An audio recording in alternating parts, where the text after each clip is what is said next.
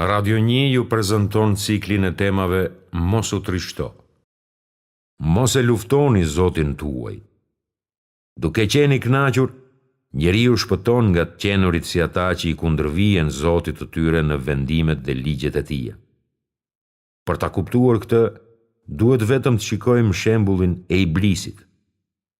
Ai debatoi dhe kundërshtoi Zotin e vet, sepse ishte i pakënaqur me vendimin dhe caktimin e tij. Ata që refuzojnë të besojnë në Allah, e bëjnë këtë vetëm pse duan ta sfidojnë atë në fuqi dhe pushtet në vend që t'i nënshtrohen atij. Atëherë ata i braktisin urdhrat e tij, kryejnë të ndaluarën dhe sfidojnë ligjin hyjnor duke treguar pakënaqësi.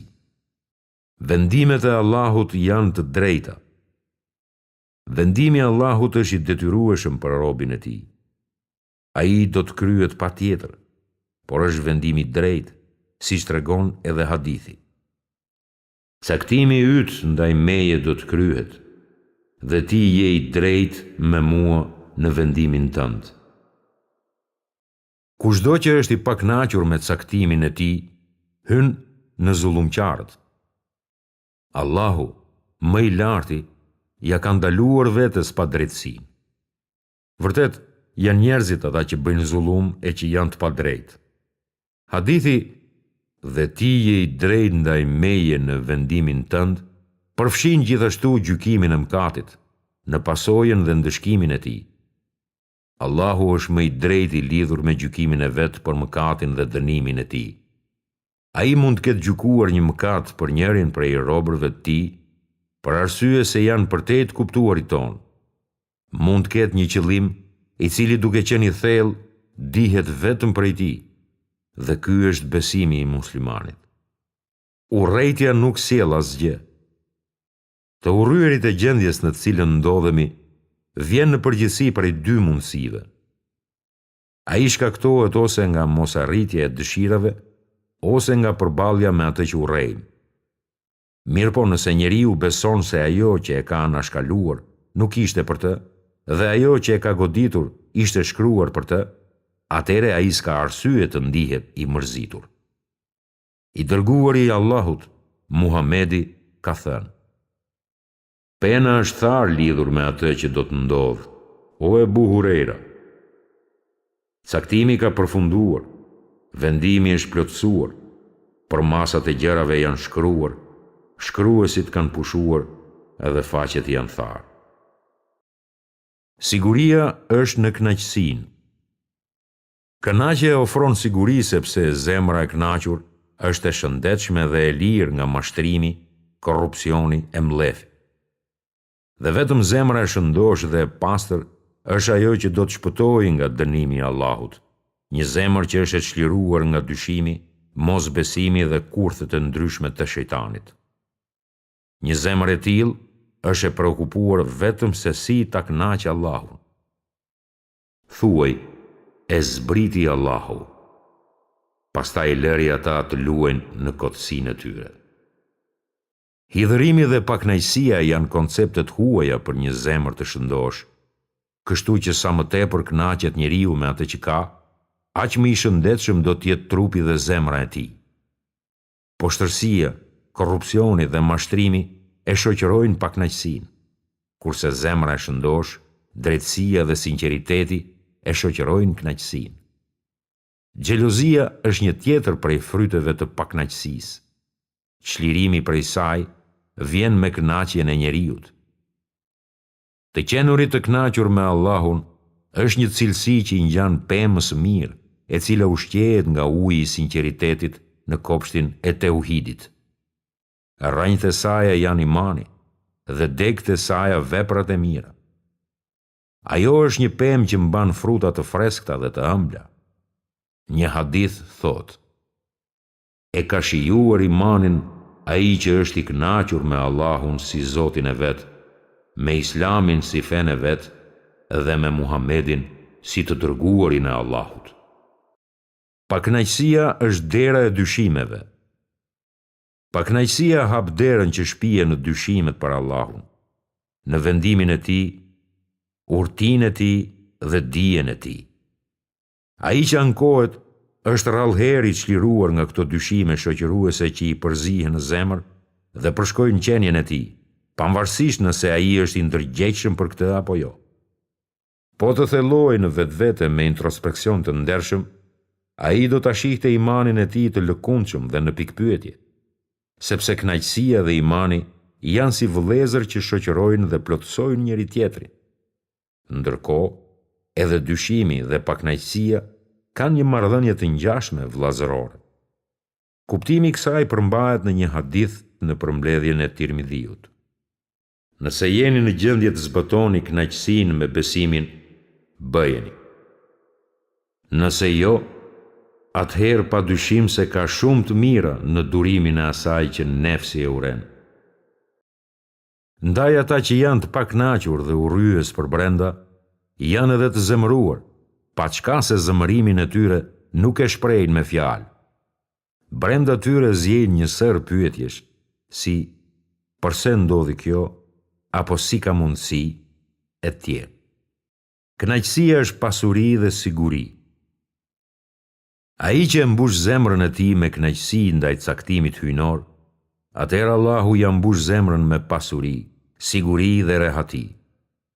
Për më tepër, Allahu do ta bëjë atë zemër lehtë dhe të mbushur me dashuri për atë dhe me varësi vetëm prej tij. Kurse zemra e atij që bëhet i pakënaqur do të mbushet me të kundërtën dhe do të preokupohet me çështje që dëmtojnë lumturinë dhe suksesin. Prandaj, kënaqja e zbraz zemrën nga ngarkesat e tepërta, duke e lënë atë vetëm për Allahun. Pakënaqësia heq nga zemra çdo mendim për Allahun. Kështu, nuk ka jetë të vërtetë për personin e mërzitur dhe ankues që ndihet sikur kalon nga njëri problem në tjetrin. Ai kujton se furnizimi i tij nuk mjafton, se fati i tij është i pakët, se problemet e tij janë të shumta dhe mbi të gjitha se ai meriton më tepër. Sepse sipas opinionit të këtij mjerani, Zoti i tij e ka sprovuar, varfëruar, vendosur në rrethana të rënda, ndaluar nga e mira e tjerë.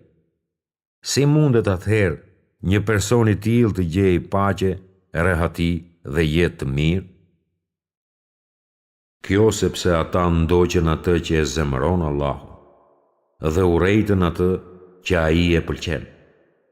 Prandaj, ai u asgjësoi veprat e tyre. Fruti i kënaqjes është mirënjohja. Kënaqja është shpije në mirënjohje, e cila është nga nivelet më të larta të besimit. Në fakt, ajo është realiteti i besimit. Shembulli përmbledhës i të gjitha niveleve të devotshmërisë është mirënjohja ndaj Allahut. E ai që është i pakënaqur me favoret dhe vendimet e Allahut, si dhe dhënien e marrjen nga ana e tij, nuk është falënderues ndaj tij. Vërtet, njeriu falënderues është më i bekuari dhe i suksesshëm ndër njerëz. Fryti i pakënaqësisë është mosbesimi. Mlefi e bën njeriu të mohojë favoret e Allahut. Madje në fund, ai mund të çojë edhe në mosbesim. Nëse robi është i kënaqur me Zotin e vet në të gjitha rrethanat, ajo që pason natyrshëm është mirënjohja e tij. Kështu, ai bëhet nga falënderuesit dhe mirënjohësit. Por nëse është i zbrazët nga kënaqësia, ai bëhet nga urryesit dhe ndjek rrugën e jo besimtarët. E pavërteta dhe devijimi i bindjeve ka ndodhur vetëm kur shumë robër deshën të bëheshin zot të vetvetes. Deri aty sa shumë prej tyre provuan t'i diktonin Zotit të tyre dëshirat dhe nevojat e tyre. O ju që keni besuar, mos e vendosni veten para Zotit dhe të dërguarit të tij. Pakënaqësia është kurth i djallit. Shejtani e mund njeriu më shpesh në dy fusha: pakënaqësi dhe dëshira. Në këto raste ai e gjen prenë e tij shumë të lëndueshëm, sidomos kur moskënaqja rrënjoset thellë në të. Atëherë ai thot, bën dhe mendon atë që e zemëron Allahu. Tamam për këtë arsye pejgamberi ka thënë për vdekjen e të birit Ibrahimit se: zemra është e trishtuar, syt qajnë, por prapë ne s'themi asgjë, përveç asaj që e kënaq Zotin ton. Vdekja e fëmijës është diçka që shkakton mospëlqim të asaj që është caktuar. Ndaj pejgamberi na informon se në një situatë të tillë kur shumica e njerëzve janë të pakënaqur, çka i bën ata të flasin ose bëjnë diçka të papëlqyer për Allahun, ata s'duhet të thonë asgjë përveç asaj që kënaq Zotin e tyre.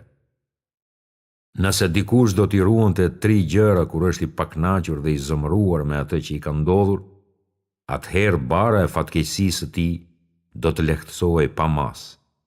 Ato janë njohja dhe besimi në urtinë e Allahut dhe në faktin se ai e di më mirë se ç'është më e mirë dhe më e dobishme për robërit e tij. Të qenurit të ndërgjegjshëm për shpërblimin e madh që Allahu i ka premtuar robit që goditet me fatkeqësi dhe pastaj bën durim. Njohja dhe pranimi se vendimet dhe gjykimet janë me Allahun, ndërsa nënshtrimi dhe bindja janë vetëm për robin e tij. A thua ata e përcaktojnë mëshirën e Zotit tënd? Kënaqja largon tekat. Dëshirat e atij që është i kënaqur u nënshtrohen asaj që Zoti vetë kërkon prej tij. Do me thënë asaj që Allahu do dhe me të cilën ai është i kënaqur.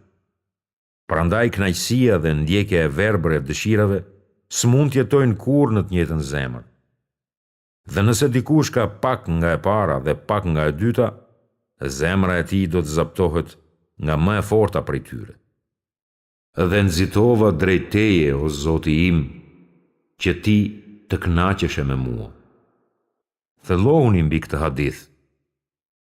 Duajeni dhe kujtojeni Allahun në kohra të mira, e ai do t'ju kujtoj juve në kohë të vështira.